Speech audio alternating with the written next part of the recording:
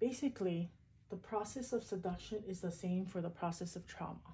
That's in just what I went through. So the process of seduction involves mystery, questions, indirect behavior, imagination gets lured into the scenario. There's always an air of mystery. Will I get it? Will I have it?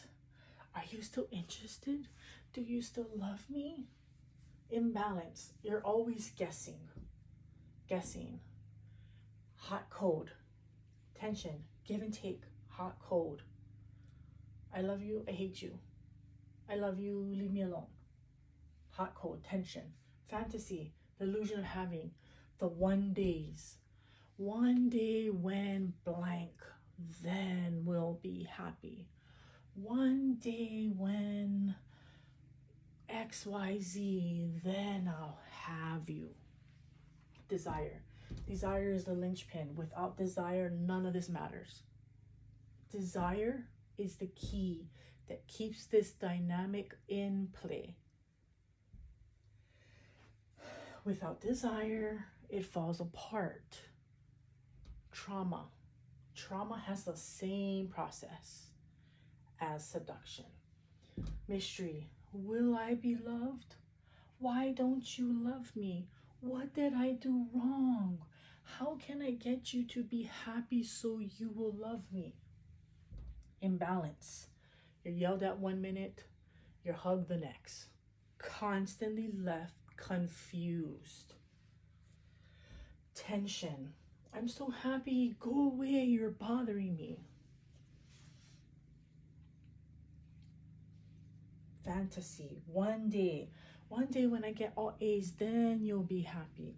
One day when I'm not so lazy, then you will love me. One day when I'm better, then you'll be happy and you'll love me forever. It's the illusion of permanence, which is what keeps it a fantasy. There's no such thing as permanence, but you don't know that because you're a child when this happens.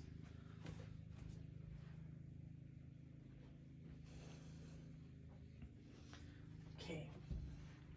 Then desire. The desire, like I said, is the linchpin that keeps this whole process intact, alive, and working. So as a child, you're longing for love, attention, affection, safety, validation, all the things that a child needs is tethered to the parent. But you have no choice. You're a child. You don't know this process. You don't have a choice like in this one. In this one, there might be times when you don't have a choice. It's just done by someone who is just so skilled in mind control that you get hypnotized, convinced that it's real, and pulled along. As a child, you don't have that option. It's not a choice. You were born into the dynamic. The longing, even if it gets removed from your parents, say, most likely if this whole process, this desire stays intact and it always stays attached to an other, it'll stay alive and well. And you'll be tethered to this dynamic. As a child, the longing, your parent is not consciously doing it. I highly doubt anyone who is consciously aware is doing this on purpose. They don't know. They are unconscious. They're choosing them. They don't know how to regulate their emotions. They're using the child as a tool, as an object to help regulate their emotions. The child is born into this dynamic. Knowing this pattern, this similarity, helps you to understand what's the linchpin and why desire, when done in a negative way. So trauma is basically negative seduction. That's what it is when you look at the process. The process is the same, but it's unconscious and it's happening in a painful way, while this is usually an enjoyable way, an enjoyable manner. Or even if it's not, even if there's tension, it's always released. It's never always tension. There's a creative tension, which is a give and take, a push and pull. Without that, if it was just straight chaos, it would fall apart as well. There's a fine recipe for this. When it happens as a child, usually it gets taken off the parent, especially if it's very painful. Some people are merged with their parents in such a way that it's like it's a give and take dynamic, where if it's super painful, it's usually the parent is doing all the taking and the child just feels drained, and they can easily remove their longing from their parent. But it usually, the dynamic, if not addressed, and if that desire is not alchemized and a power brought back home to self, it'll stay alive. And this dynamic will get overlaid on any new relationship you have moving forward.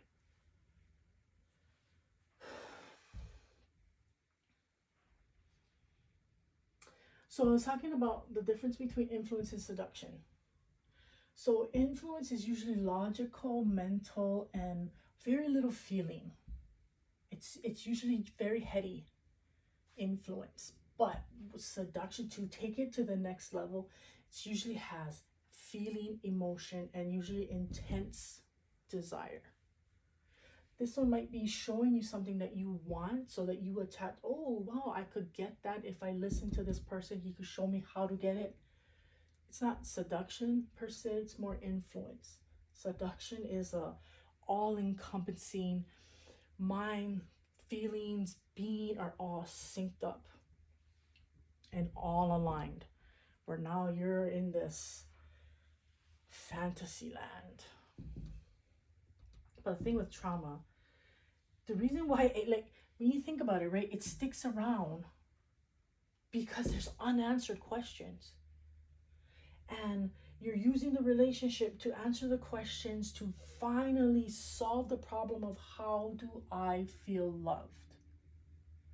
And it's not here. That's the big trick. That's the big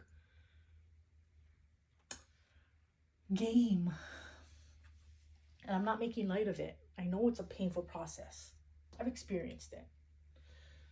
But when you see that this was such a ingenious game to get you to believe that there's power outside, because as a child, it is true.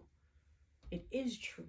You are dependent on this person, which is why the longing is built in, the desire is built in. They didn't create it for you. It comes hardwired. You're hardwired for love and affection and attention, yada yada. Here, it's like this process is played with by someone who understands what's happening behind the scenes. And if you don't understand what's happening behind the scenes, you're more susceptible to fall head first. And this will also never get addressed properly. You'll always be trying to figure it out, but you don't really see that the desire is that piece that keeps the whole thing intact. So, how do you remove the desire? That'll be part 2.